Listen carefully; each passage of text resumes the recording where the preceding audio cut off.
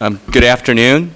I'd like to call the March 15th, 2012 meeting of the Woodland Davis Clean Water Agency to order. Seeing everybody but our County Supervisor Don Saylor present, staff members present except for Mr. Meyer. We have an agenda before us. Are there any changes to the agenda, Mr. Deemer? No, we don't have any recommended changes, Director Sousa. Can I have a motion for approval of the agenda then? So moved. Second. It's been moved and seconded. All in favor say aye. Aye. Aye. That's unanimous. That takes us to public comment. Anybody from the public would like to address us on an item not on the agenda? You have the right to also address us on items on the agenda. Seeing nobody jumping forward really quick-like, we will move to our agency business. We have consent calendar items, approval of the January 19th, 2012 regular meeting minutes. Move approval. Second. It's been moved and seconded. All in favor say aye. Aye. That moves us to item 2, which is a Woodland Davis water supply project update.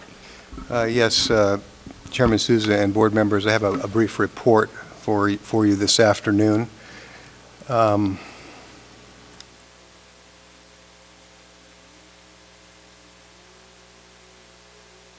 have to figure out how to make this advance. There we go. So what I'd like to cover this afternoon for you is a review of some recent activities that the agency has been undertaking and the accomplishments, touch briefly on upcoming activities for the next 3 months, and provide just a final overall schedule update. This slide describes the activities that have taken place since our last board meeting. We had a very successful visit to Washington, D.C. on March 5th to 7th to identify grant and low-interest loan opportunities. At your places, you have a Woodland Davis Clean Water Agency Guide to Funding Opportunities. This was a document that was prepared for us by the Ferguson Group, and so was very instrumental in our focusing our discussions and our activities back in Washington. And I'm going to let Director Sousa and Marble discuss the trip in more detail later on in the agenda. Also, since our last meeting, we've received approval from both cities for filling the water treatment plant site. We've had successful meetings with the regional board regarding the aquifer storage and recovery program and dewatering. Dewatering discussion was particularly important because we're working with the regional board to get permission to allow the dewatering for the intake facility to be beneficially used on the Conaway Ranch. And securing this approval is going to save us a significant amount of money compared to other alternatives for the dewatering discharge. We're continuing work with Yolo County on right-of-way and pipeline alignment issues. Continue to stay in contact with the California Department of Public Health regarding our water treatment permit. And activity does also continue on appraising the various properties needed for the pipeline alignments. We've sent an appraisal to the railroad. We've provided final plats and legals, easement overviews, and critical facility maps to the Conaway Preservation Group. We issued the request for ethics submittals to shortlisted DBO teams. We have received their submittals back. That'll be on your agenda next month. Importantly, we've submitted our 404 permit application to the Army Corps of Engineers and the U.S. Bureau of Reclamation. And we continue to participate in planning activities for the 2012 cap-to-cap trip back to Washington, D.C. Continue work on the ASR program, specifically extraction testing at Woodland.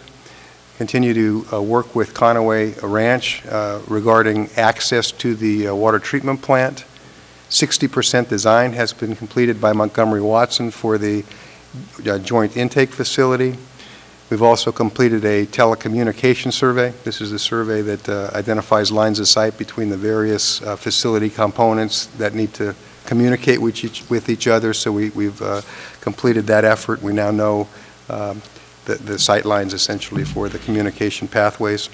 And we continue to support both Woodland and Davis in their 218 and rate-setting processes.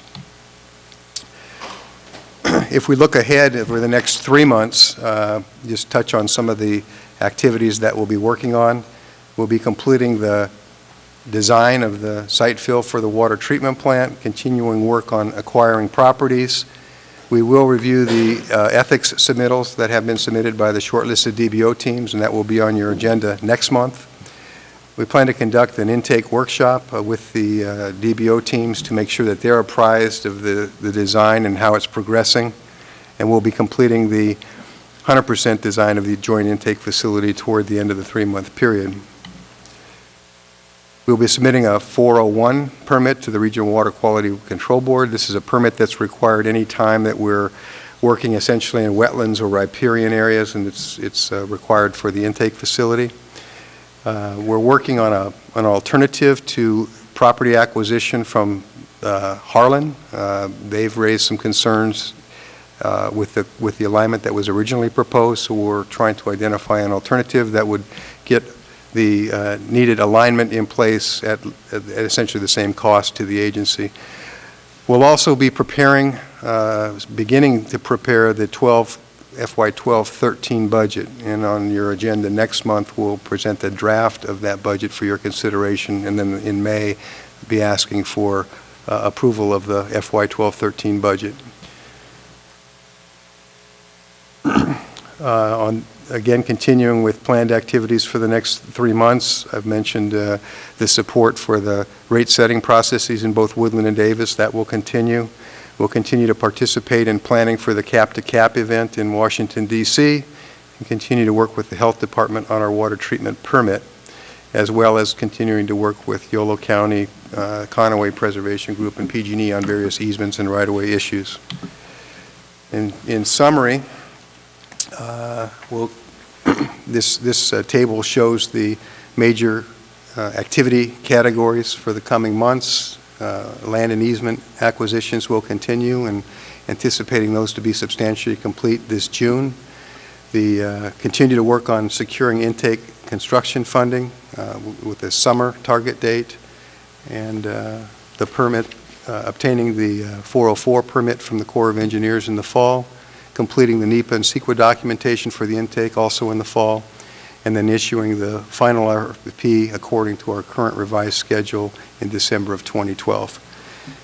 So that concludes my presentation, and I'd be happy to answer any questions the board may have. Questions? Comments? Seeing none, thank you very much, Mr. Deemer. That will take us to item 3, which is an update concerning the status of the close of escrow and the intake site and easement acquisition under the agreement for conveyance of real property and easements with Conaway Preservation Group and RD 2035. Good afternoon, board members. Mr. Deemer's asked me to address this item. We talked briefly about this item at your meeting in January, and since then we've continued working on the fine detail points in consultation with CPG and its attorneys and staff on a variety of right-of-way acquisitions across the Conaway Ranch, significantly the 5-acre intake site, but as well as a variety of easements, right-of-way easements across the ranch. It's quite a complicated undertaking. The total easement area is about 220 acres of various types of easements we'll be acquiring across the ranch. So the engineers and the lawyers have been working on those documents, and we're very close to being able to close on that transaction, and we're optimistic that we should close between now and your April board meeting, hopefully even by the end of March is our target. There's one additional point that requires this board's consideration, which is your next agenda item. But again, this is really just a status point to let you know that we're close to closing escrow on that transaction, and we'll be closing soon, and it's an opportunity for the board if you've got any comments, questions, advice, direction. Otherwise, this is not an action item.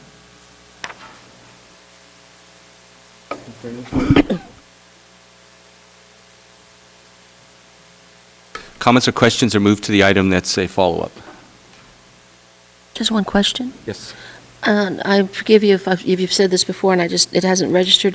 Are the pipelines above ground or below ground when we're done? They're all below ground, at least 4 feet. so this property then can return to some sort of natural surface. Right, the plan is where we're, as much as possible, we're within ranch roadway type things, but if if it's farmable, ranchable territory, it will be left in that condition. Okay, great, thanks.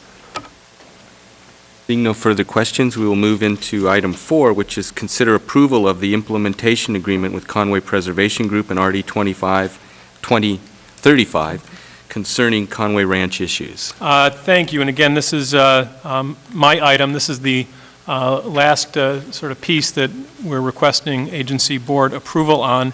As you know, if you can picture the maps of this project, major portions of the right-of-way, as I mentioned, do cross Conway Ranch. So once we get into construction, there will be substantial construction activity going on the ranch with trenching and pipeline installation, some major tunnel and boring that need to go on to get underneath some things.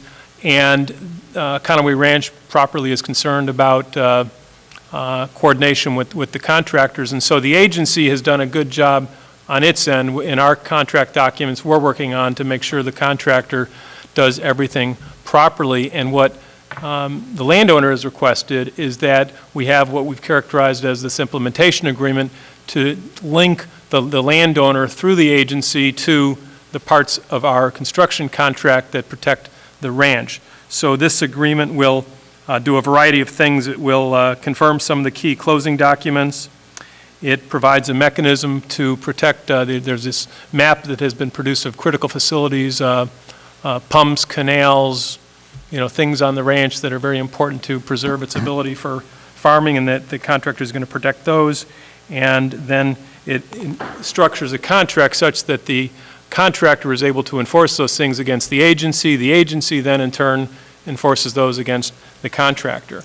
This agreement involves the payment of one minor payment item, and when we did the right-of-way analysis, we learned that a test well had been installed at a certain location recently by Conway Ranch that we requested to be removed because it would have interfered in our with our design and construction plan. So at our request, Conway Ranch has moved that test well to a location that's out of the way, and that's the $10,511 item that this agreement would reimburse. The staff report also refers to an unresolved item concerning an additional 13 acres of temporary easement area. Fortunately, since this staff report was written, CPG has agreed to drop its request for additional compensation for that additional easement area, so that issue has been resolved and removed. So with that, staff recommends approval of the implementation agreement in substantially the form as presented. There may be some minor tweaks to it between now and when we close escrow and authorize the general manager to approve any minor changes. Any questions? Marty? Yeah, thank you. I was looking at liability for crop damage, which is in the agreement, and there's an exemption. It says, except in the case of crop damage resulting from damage to critical facilities, the pumps and the canals and those kinds of things. Right. Wouldn't somebody growing crops in this area also have a crop insurance through a commercial crop insurance company? Like, Well, they might, and we structured the main agreement with Conway Ranch to avoid any liability for one construction season's worth of crop damage. And so we really don't have any exposure for crop damage. The farmer may indeed have backup insurance, and a reasonable farmer very well might have that insurance. And so the crop damage we've taken care of, and the purpose of this provision is to make clear the point, which is reasonable, that just applies to crops and orchards and plants. But if your contractor comes along and takes a backhoe through one of our pumps, that's not a crop, and you're gonna cover us for that, and that's fair. And we would the way this agreement's been structured, the agency would be liable to Conway Ranch for that pump, for example, and we in turn would look to our contractor to indemnify us for that cost if it was the contractor's responsibility. would you see any situation where the farmer would actually have a double coverage with this?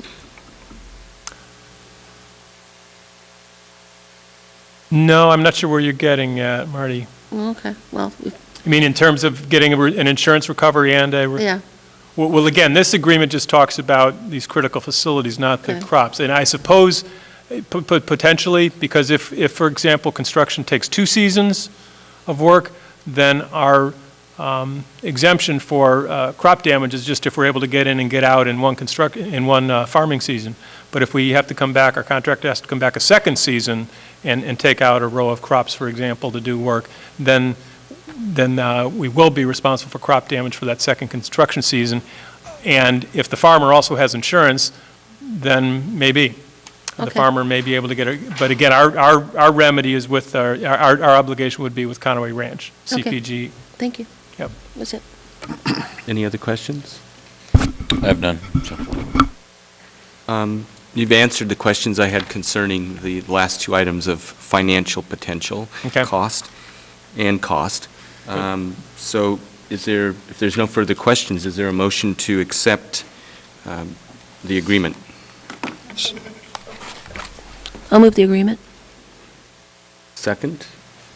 Sure. Second. Been moved and seconded. All in favor, say aye. Aye. Thank you very much. That concludes that item and moves us to item 5, which is consider approval of an amendment to the University of California Davis Agreement with the agency concerning potential water supply contract.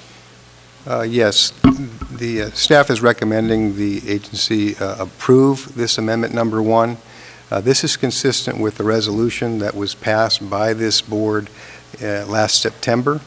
And in essence, what it recognizes is that when the original agreement was put in place, the size of the treatment facility was 52 MGD. Subsequent, and at that point, UC Davis had 1.8 per MGD of that capacity, and their share of the cost was 3.5%. Subsequent to that original agreement being executed, the capacity of the facility has been reduced to 40 MGD. So in essence, UC Davis would like to retain the 1 MGD, so their percent share goes from 3.5% to 4%, and this agreement codifies that change in percentage. Questions, comments? I'll go. I do want to just talk about this a little bit. To me, I understand that we're just codifying and updating into what we already did last year, and we've found ways appropriately, in my mind, to reduce the capacity of the project, and so that's good. Reduces costs overall, and the university's holding at its 1.8 MGD plan, and that's good. And if the university is in the project at this amount, then this move saves Woodland and Davis dollars because our percentage in the project goes down. On the other hand, if the university were to make a decision not to join the project, then our share is going back up. And as the project gets smaller, then our share is going up just a little bit more if the university isn't in. So it had been that the university was 3.5% of the project if they were in. Now it would be that the university would be 4.5% of the project if they're in. For Davis, I think that's 1.1% more of the project that we would be, or 2.1% more of the project that we would be buying if the university isn't in. For Woodland, it would be 2.3, if I'm doing the math right here, percent of the project that you'll be buying if the university isn't in. This issue, there are people looking at the current capacity of 40 MGD. We'll see where that ends up going. But the longer the period of time goes before we know whether or not the university is in or not, the more it calls our planning into question. And as Woodland looks at conservation, Davis looks at conservation, I think there's going to be more scrutiny on these numbers. So, I think we're all proceeding very, very appropriately here. And all the decisions that are being made and the documents that are being updated exactly how it should be. But I guess my, request to the university is that to the extent to which the decision can be, brought forward within the university, that will certainly be very helpful to this board and potentially to both communities when they have to make, some calls, some decisions, and potentially even, certainly related to rates, although, it could come in out years and so on. So I think I'm stating the obvious, be negative, but I do want to, call the issue, to the attention of everyone, make sure we're all, thinking about going beyond it, in whatever accelerated timeline we might be able to. So thank you to my colleagues and staff for kind of listening to that little thought process. So, Bill? Just one comment that I would have. I think there still continues to be a misperception in the community, both communities really, of UCD getting some kind of free ride on this, and we've covered that territory here. We understand that should they come back in, there's a payment that's going to be made that makes that all really good for the agency. But I hope, and Kim and Dennis, maybe this question's directed more to you, I hope we've got that in a clear fashion on the website so that as we get those questions, which I think we all continue to get, it's easy to refer people to look at the numbers and what UCD will be contributing should they make the decision to come back in, and the way they will make that financial commitment to the project, which is a little more onerous than the way we will be making the commitment. So, as I say, again, it's obvious to us. We've crossed that territory. We've discussed it. I just want to make sure it's very clear and transparent to the community, to both communities. Director Marble, we'll check and make sure that information is clearly presented on our website. Right. I mean, I think there should be no question, but that the project is a better project, a stronger project, a smarter project for Yolo County with the university in it, and we all want the university in it. There is no question about that, and I think we want our staff of the Clean Water Agency to be doing everything they can to work with campus to get to that point. So I think we all have the same interest here, but probably the sooner the better. So good. I would concur in, if we were to actually pull out of Resolution 2011-04, the section 7.31 and 7.32, and expand those two tables from the share of the water to a financial share, I think that would be very clear as to what those commitments incorporate and would mean to all agencies involved, all entities involved. So I think that would be a good piece to pull out and highlight somewhere. Okay. Any further questions, comments? Yes. Yeah, thank you. I have a question on the water rights. Said you wanted Did to you talk? No, go ahead, Okay. I'll follow. And if I remember, they were kept as three separate rights. Is that right? There was the Davis portion, the Woodland portion, and the UCD portion. There were three separate applications. UCD has since assigned its Right. water I think right interest to both the- cities did too, didn't Yes. they? So it's all assigned to the agency. Right. What happens to the UCD portion if UCD eventually decides not to participate in this? Then that portion stays with the agency. Yep. Okay.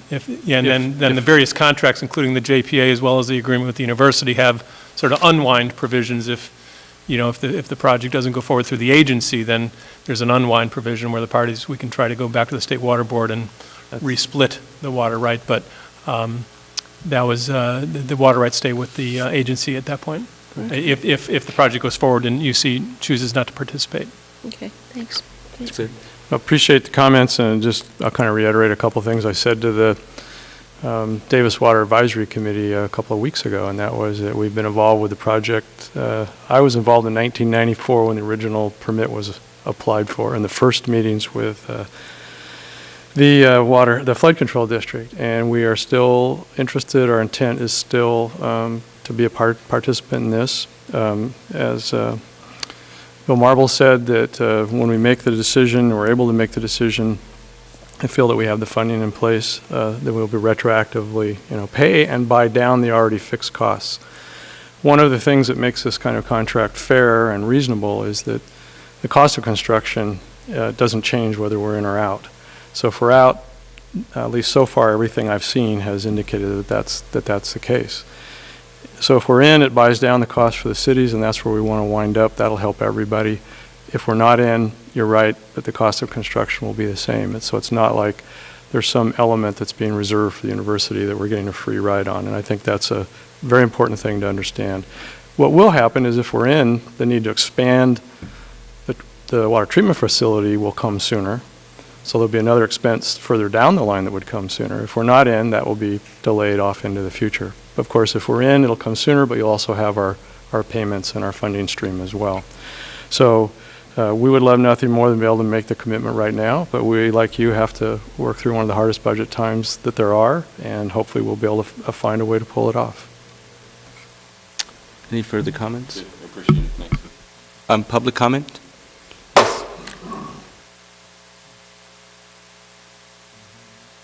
Gavel today, Stephen. Please speak into the microphone. We can hear you better. Quite Thank a you. loud gavel today, Stephen. Dr. Marble, I want to support your idea about putting it on the web page, but it is a real misconception in the town that the university is getting a free ride, and I think you need to do more to explain it. There needs to be maybe a one-page piece that simply explains how you got to the decision you made and how the City of Davis and the City of Woodland will benefit from the university participating. I think that otherwise you're going to, this kind of perception of that this university is getting a free ride on the City of Davis will continue, and it's very damaging to your cause. Thank you. Thank you. May I add one other thing? Yes. Another thing is that I presented this to the Water Advisory Committee, is that like the cities, we have refined the volume of water that we wanted in there. We started off with, it was just the City of Davis and the university going forward, and we were in for 11,000 acre feet, and we were paying for, I believe, 25 or 33% of all the early planning studies. As we have realized we needed less and less, our percentage has gone down, so it has reflected that as we've gone forward. But the net volume of water stays the same, and that water now is available to the City of Woodland. So it's not like we have backed off and are not participating. In fact, the City of Woodland is benefiting from the fact that we didn't need all of that water. So it's been a real give and take all the way along, and then ultimately we did, as Dick Shanahan said, assign the rights over to the JPA so that the whole project can go forward to benefit everybody. Any further public comment? Seeing none, we have amendment number 1 to the Woodland Davis Clean Water Agency and University of California agreement concerning potential water supply contract. Is there a motion? Move the amendment. Second. It's been moved and seconded. All in favor, say aye. Aye. Aye. Passes unanimously. Thank you. And that will take us to item 6, which is selection of board member representation for the Regional Water Authority meetings. Yes, Chairman Souza, board members, you'll recall at the January agency board meeting, you voted to join the Regional Water Authority. That subsequently was taken back by the Executive Director, John Woodling, to the WRA Board. You have at your places a copy of the letter acknowledging their approval of the agency's membership in the authority. What you have before you this afternoon is a request to select representatives and an alternate for the authority. And just call your attention to the third paragraph of the background and discussion section where the agency describes the composition of those representatives and their suggestions as to who who those representatives might be. I'll make a motion. Yes. My motion would be that the representatives be the general manager and the chairman of the board, and the alternate be the vice chair of the board. Is there a second to that motion? Or I'll second that. I Discussion. haven't thought about it seriously, but at least for the purposes of discussion, but not to prejudice the motion in any way. Such a half-hearted second, but no, it sounds right to me, but I'm Sounds interested in reasonable. what others have to say. further discussion? Discussion on the motion before us? Dennis, does that kind of comport with what, sister agencies do? Yes, I mean, in talking we're with, sending it with the John same Woodling. level and that Yeah. kind of thing, yeah. In talking with John Woodling, that's a very Yeah. typical way that agencies are represented. Great, okay. Seeing no discussion, there's a motion on the floor. All in favor, say aye. Aye. Aye. Thank you. That is committed the general manager, the chair, and the vice chair to represent this body on that, on the Regional Water Authority. So that takes us to consideration of participation in the Chromium-6 Technical Advisory Group process. Yes. Chairman Souza, board members, this is a recommendation is for a one-time $2,000 investment in a technical advisory group that is focusing on Chromium-6 through the Cal Nevada section of the AWWA. As you know, this constituent, Chrome-6, is present in Davis and Woodland water supply, well supplies now. So we feel it's appropriate to be proactive in helping to shape the regulations and influencing the final limits for this particular contaminant. You see in your report some of the activities that this advisory group would be involved in. And one final point, it's the intention that in addition to the agency's support of $2,000, that both Woodland and Davis will also be contributing $1,000 each to this effort. Questions? Make a motion to approve it? Moved and seconded. Second. Comments? No, we Um, need to get the level on this. All those in favor say aye. Aye. Aye. It passes unanimously. That takes us to item 8, which is the JPA budget update. It's going well. Thank you, Chairperson Souza. This is actually just an informational item. It actually comes to you in between cycles, if you will, for your regular quarterly treasuries report. But we wanted to prepare this item on the heels of the board action at your January 19th meeting, where the general manager and staff presented a revised work plan and schedule for the remainder of this fiscal year, and in so doing presented sort of update on reduced level of effort and expenditures for the remainder of this current fiscal year. And so as a result of the board approving that, we wanted to bring back before you and for the public what that means relative to the overall budget for the JPA, which has effectively been reduced from 9.2 million to about 6.6 million, so about a $2.6 million reduction in what had been your originally approved budget. That way, when you do see the next quarterly report at your next meeting, we'll be comparing our actual expenditures to this lower revised budget, which is shown on attachment 1 of the staff report.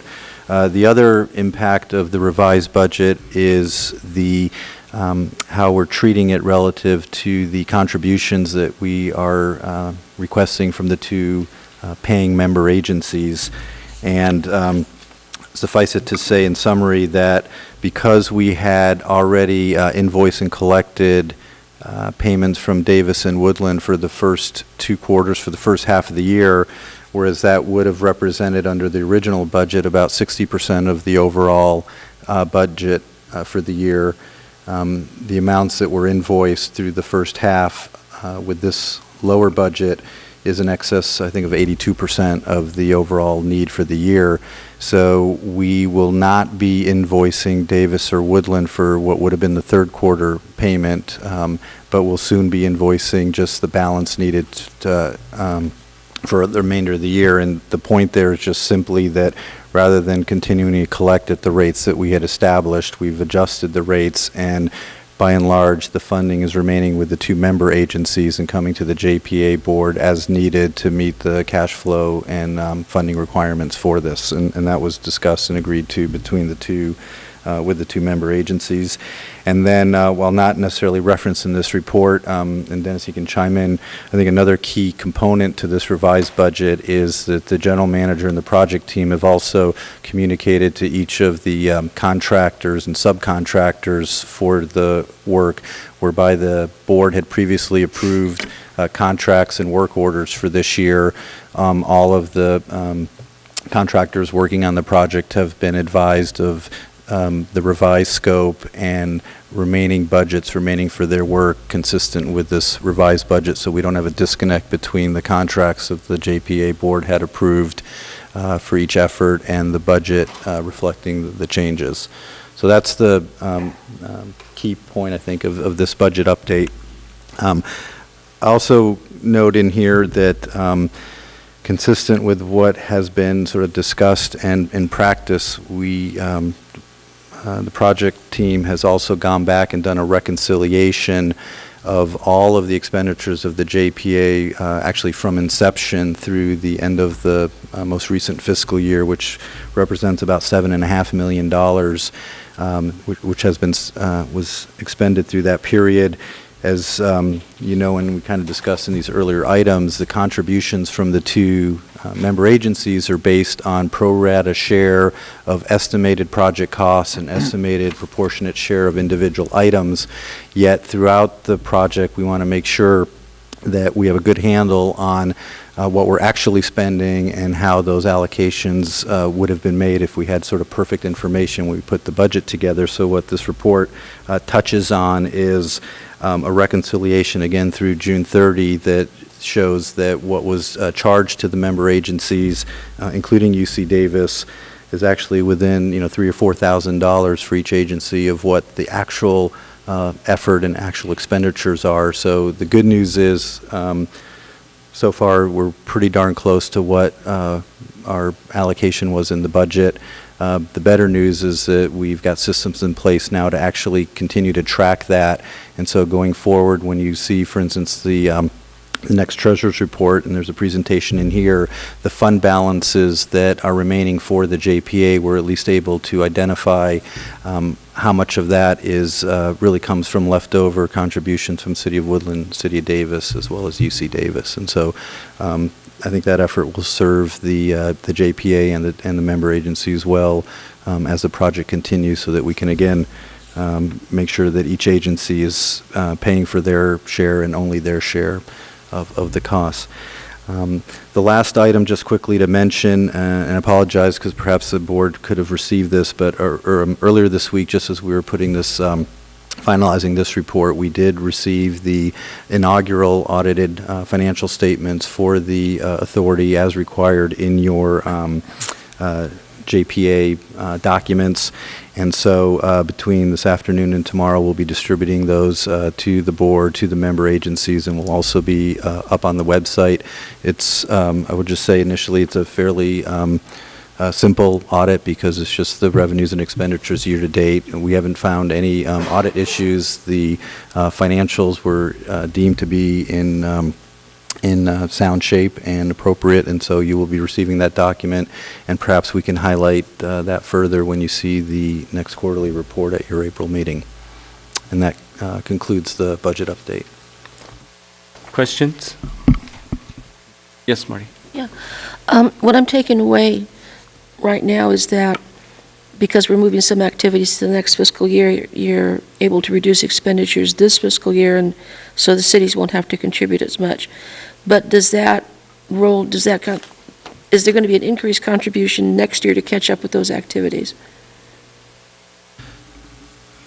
Director Doty, what we're going to be doing in the next month and bringing back to the board next April is a proposed budget in draft form for the next fiscal year, which starts July 1st and will continue for the following year. Mm-hmm. We'll strive to make sure that the first 6 months of that next fiscal year budget is consistent with the revised schedule and budget that the board approved in January for the remainder of this year, and then we'll also project funding for the second half as well. But surely the activities have to go somewhere, and the costs associated with them. A lot of the activities, if you look at where we were before we revised the schedule in January, there were a lot of activities primarily associated with the design, build, operate, procurement that would have occurred in the second half of this fiscal year. You'll see those showing up in Okay. second half of next fiscal year, January on. Okay, thank you. Any public comment on this item? Seeing none, this is an informational item. There's no action required. That will take us to the long-range board calendar.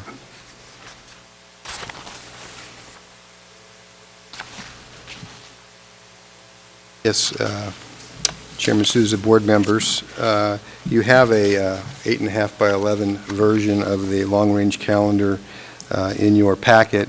You also have a larger size version at your places, and I would just point out that on the version that's at your places, there's one item that's been added that wasn't in your packet schedule, and that is the April item for consideration of company ethics information. We inadvertently had left that off the version that's in your packet. So I'd refer you to the larger version and ask if you have any questions on any of the items here or any items that you'd like to see put on the long-range calendar. Yes, questions, comments? I have a comment. Two comments. One is that when we did this calendar, it was envisioned we'd be in full force process this year. I'd like to see us conserve money and resources and only have meetings where they're really required. So that's my first comment. My second comment is just to let the board know that scheduled meeting in July, I have a conflict with a board meeting with the League of California Cities. So that July date, I would not be able to be present, and have a potential conflict in October with the professional board with the American Dental Association. So just so you've got that noted on your calendar. Yeah, Director Marble, I would agree. Once we get through the next couple of meetings, we'll be primarily focusing on the budget. Once that is accomplished, I think the schedule is fairly light, at least as we see it now, from July through October, November, and we'll certainly take advantage of not holding meetings if we don't have things that need your attention. I would also add that we have not set another trip back to Washington, but typically in the last few cycles we've been going in September, so it would be nice to get that trip date scheduled as soon as possible so we can put that on the calendar. We'll do that. Thank you. Anything further from anyone else concerning the long-range calendar? Seeing none, we'll move us to correspondence. I would just point out that as part of our efforts to obtain grant funding and low-interest loans back in Washington, D.C., we did obtain a number of support letters, and we have the 3 letters that we received and presented back in Washington in your packet for your information. I would add, Mr. Deemer, that we had a 4th letter that was presented to us while we were in D.C., which was from the state of California. Do we have a copy of that, and will that be in the next? Thank you for reminding me. That also was a very important letter where the state of California committed to matching the funding, the federal funding, and so we'll make sure that the board has a copy of that in your next packet. Great, because that, in my mind, is probably of the 4 even more important, because we finally got that letter. Anything on correspondence? I have a comment about this because I think it's very significant. I want to read the first paragraph of this letter because the same letter went to all of our congressional and Senate representatives in Washington, D.C., and any who are associated regionally. And listen to the first paragraph as I read it, and then contemplate whose signatures are part of this letter. On behalf of the undersigned municipalities, agencies, organizations, we respectfully request your support of federal funding to, number one, facilitate the replacement of large unscreened surface water intake facility of the largest unscreened intake facility on the Sacramento River north of the Sacramento-San Joaquin Delta, and number two, and I think this is significant, to replace degrading groundwater supplies with high-quality surface water supplies for approximately 120,000 municipal users in Woodland and Davis. Number one is the joint intake, basically. Number two is the surface water project. And the fact that this letter has been signed by the Board of Supervisors, by three members of the Board of Supervisors, including the board chair, by the mayor, vice mayor of Woodland and Davis, by the Chamber of Commerce in Woodland, by the Water Resources Association, by NACWA, Northern California Association of Water Association, by environmental groups, Tuolumne, Sierra Club, Yolo Audubon Society, by the Woodland Water Rate Advisory Committee, by the Woodland League of Women Voters. I think that's a significant group espousing support for both the joint intake and the water project. And I just want to highlight that because I think the community should know that such a letter has been signed by all of those entities and individuals. And I would add there's also several pending signatures by local Davis organizations too. And hopefully by California legislators. Any further comments on correspondence? I guess from a communication standpoint, the state of California's commitment to match federal money, borders to me on press release, material. I mean, that is very, very, very significant in these times, not just from a dollar standpoint, but just from organizing that kind of support. It's not, you don't get these kinds of letters in any kind of casual way. So I think we should, I'd actually like to ask see staff to coordinate, at least on the Davis side, with how we might get that word out, just make sure it's accurate, and then the city can pick it up from there. And then, I defer to my colleagues from Woodland on whether they want to do that or not. And then Sid can get it in the Aggie too. And so, I mean, it's big. It's very big. I would concur. Great suggestion. And I think the agency can do something along the lines of a press release on that. I concur. We have highlighted some of the federal activities and federal documents we've gotten from design to construction dollars, but we have not highlighted the state portion yet. And this letter confirms what we've been seeking through meetings we've had, that commitment is there for the matching funds from the state. And we made that point, and in fact, we'll touch on a little more in board comments. We made that point while we were in D.C. several times, and it was necessary for it to be heard by several entities. Mm-hmm. So yes, if we could, that'd be great. Anything further? Seeing none, that takes us to Technical Advisory Committee comments. Thank you very much. Just want to highlight that the City of Woodland is currently in a Proposition 218 process for looking at raising the water revenues through a rate increase process. We had the City Council has approved a proposed 17% rate or 17% rate increase over 4 years, one every 4 years. And we have had 5 community meetings that have been well attended. A lot of questions coming forward. We're doing public discussion, going out to different groups, talking with different groups, and I just wanted to let you know that we're moving forward in that process. April 17th, I think, is the public hearing set. Mr. Clark?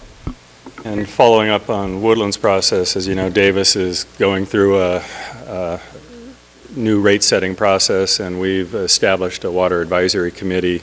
Just wanted to give you a brief update on some of their deliberations.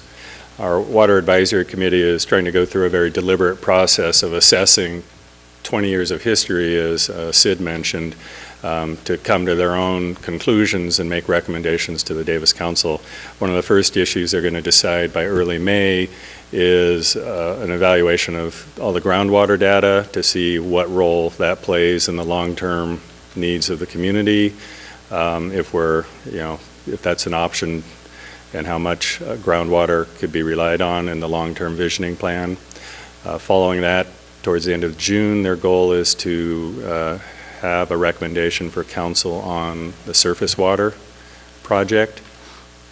And by the end of July, they should be making a recommendation on the actual water rate structure to go to council. And I believe the schedule tentatively planned for our council is September, consider a rate structure, initiating a 218 notice. Our council is in the process of considering language for a November ballot item for our community on surface water, and following the election, council decision on our water rates. So just want to let you know our water advisory committee is meeting twice a month, trying to assimilate a great deal of information, and agency general manager Deemer and project engineer Jim Yost have been there multiple times.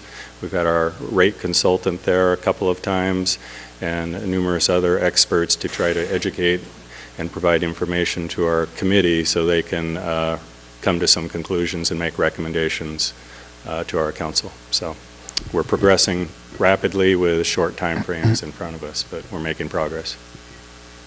Great, thank you. Anything further? Seeing none, any questions of the Technical Advisory Committee? Questions? I'll move us to board comments, and I'd like to start this off. We had, in my opinion, my only comment is that I want to hear your comment, just to get that out of the way. Thank you. It was a very productive couple of days, jam-packed, and I'm just going to read some of the meetings that we had and some of the areas of funding, and then I think Bill can go further in some of those activities.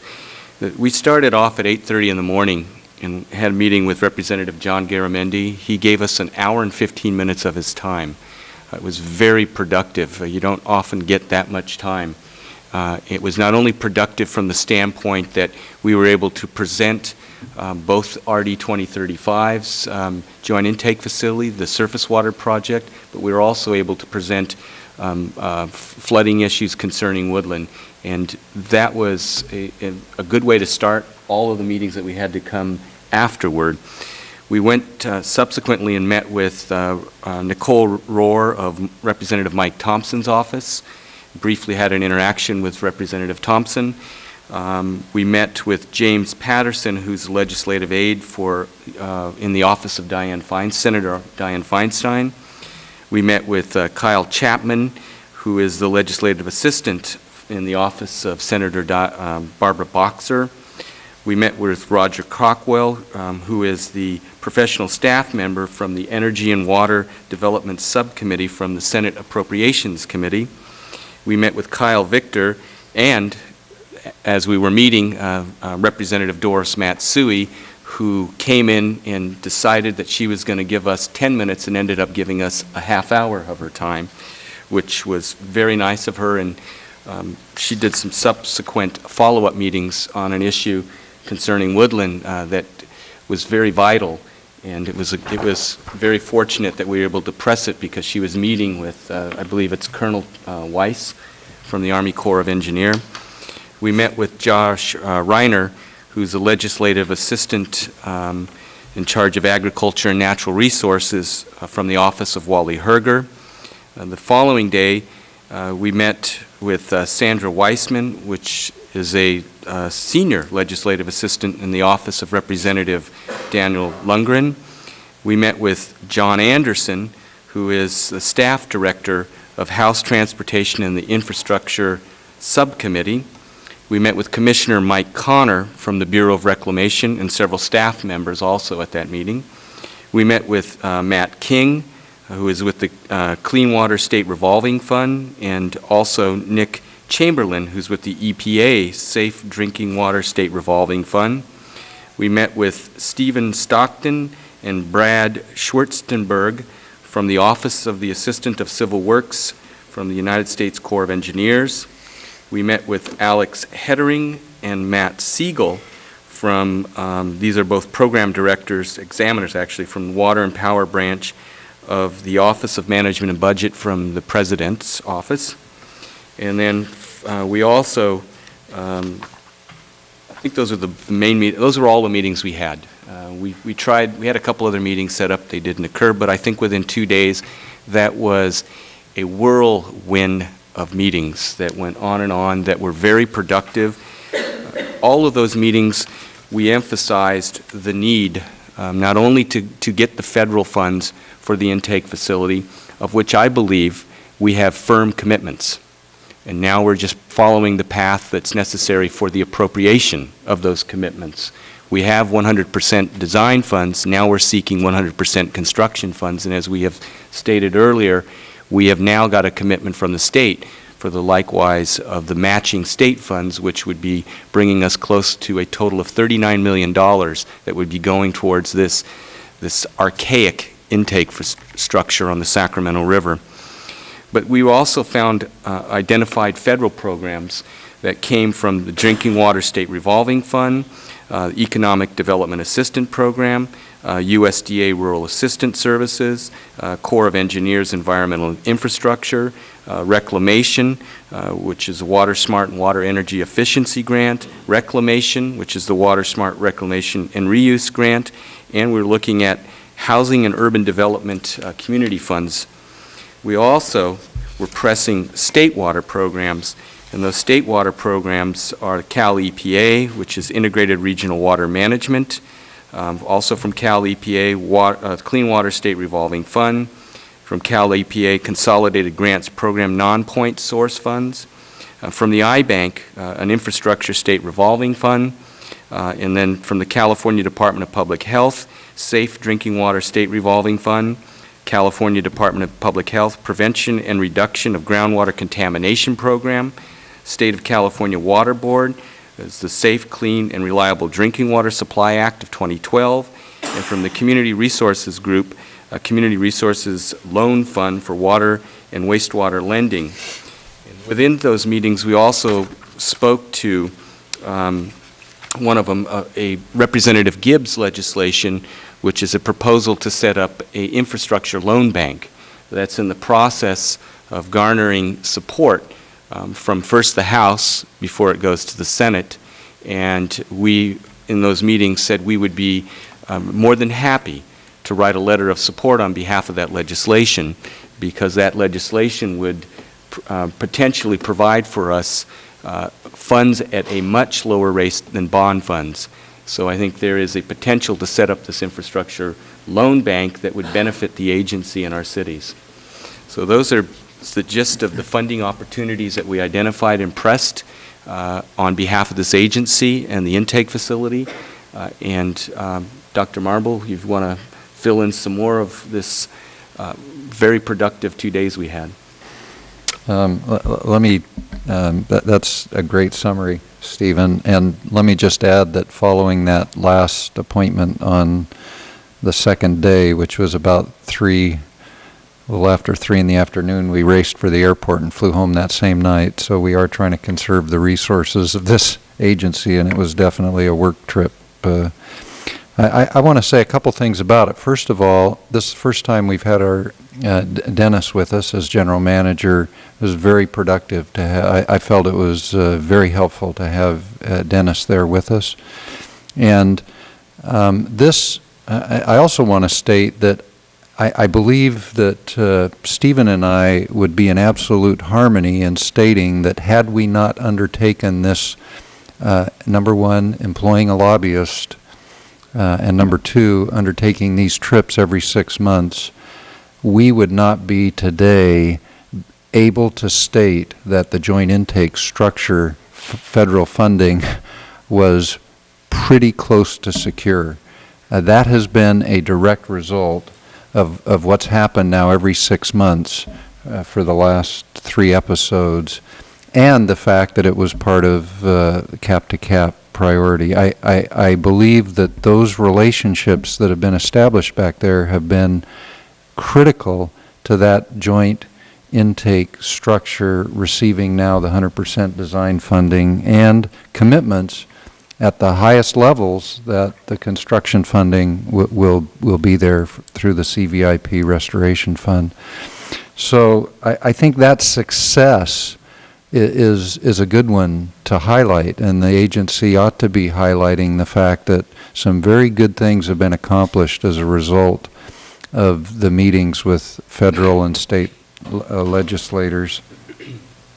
Secondly, I'd like to also emphasize publicly that the partnership between Reclamation District 2035, Conway, and this agency has been a critical component to our engendering these possibilities of federal funding.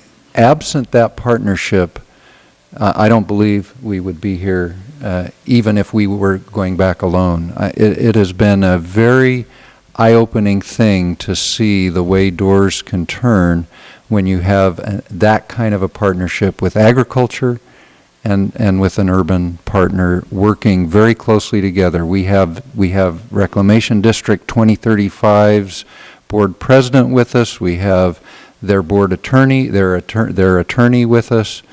Occasionally the landowner himself is with us, and it's a very strong partnership.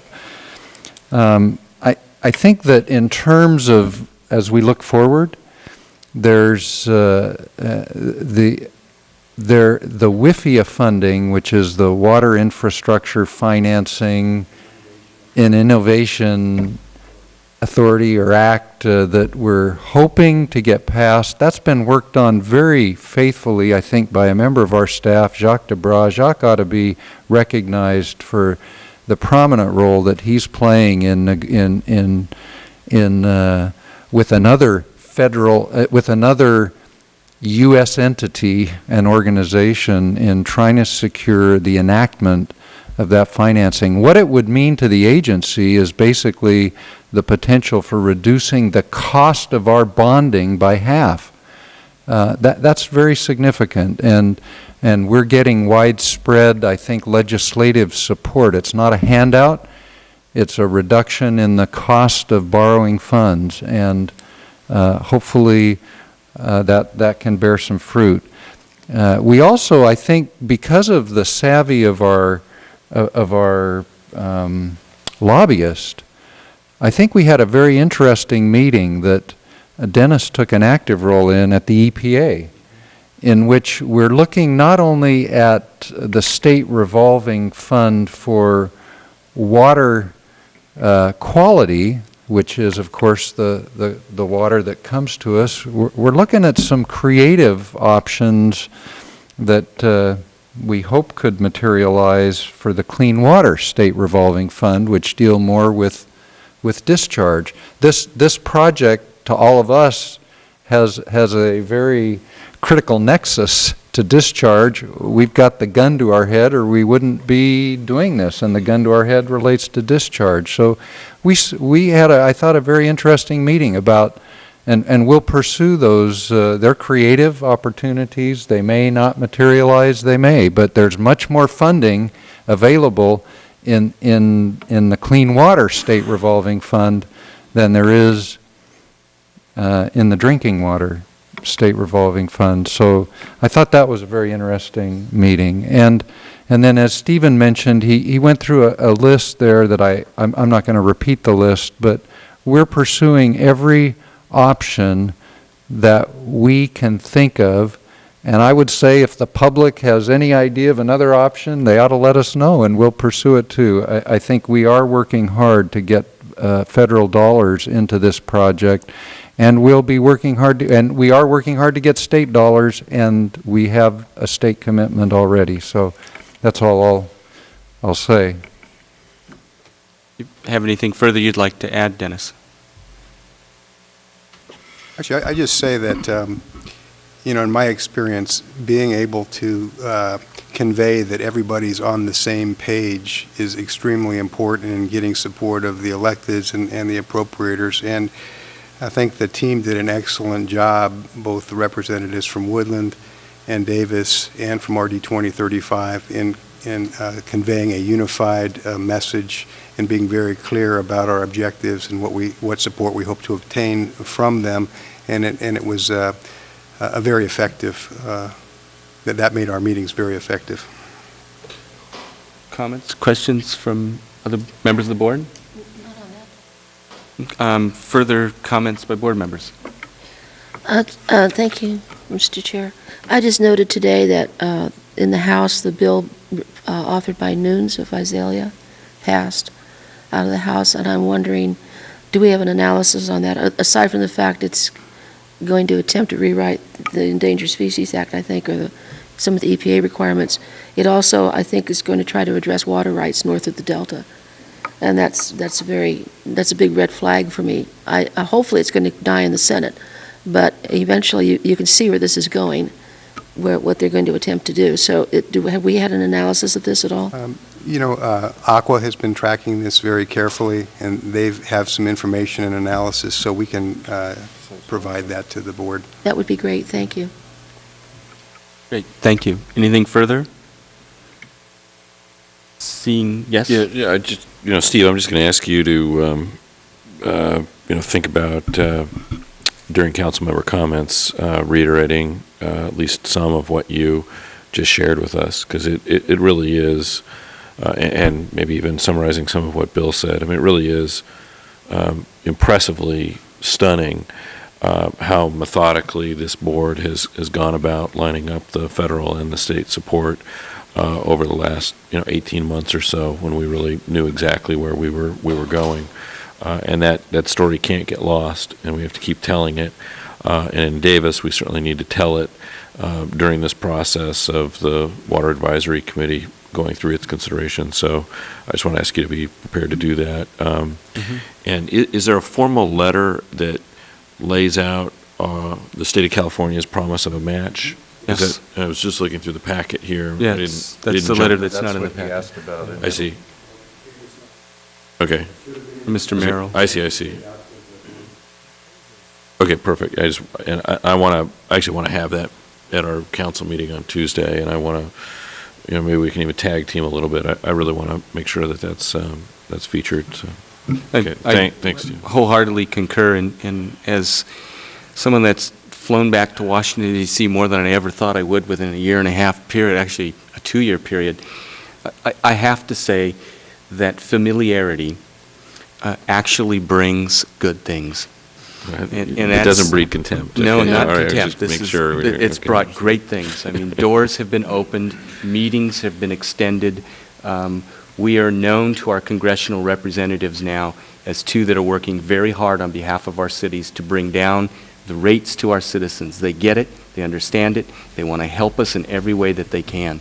And that is a positive outcome of seeing a constant trip back and forth on a 6-month basis that has been concerted by both of us on behalf of the agency and our communities. Great. And we then owe it to those representatives to tell the story of the success we think is coming along and their role in that, obviously. So great. I'd be glad to. Yeah. Mr. Chair, the strategy that you've taken on of the multiple visits, I can tell you that it worked extremely well for regional transit in Sacramento, and they were very proficient at acquiring what were then called earmarks over the years.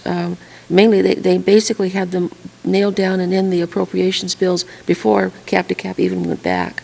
Mm-hmm. So they would get in there and harvest early, and they did it by exactly the same technique. A couple of times a year, a group of them go, take some of their board members, some of their elected officials, and then pound the pavement, and it really works. I agree. Anything further? Hearing none, move to adjourn. So moved. Good. Moved and second, all in favor, say aye. Aye. Aye. Adjourn the meeting of March 15th.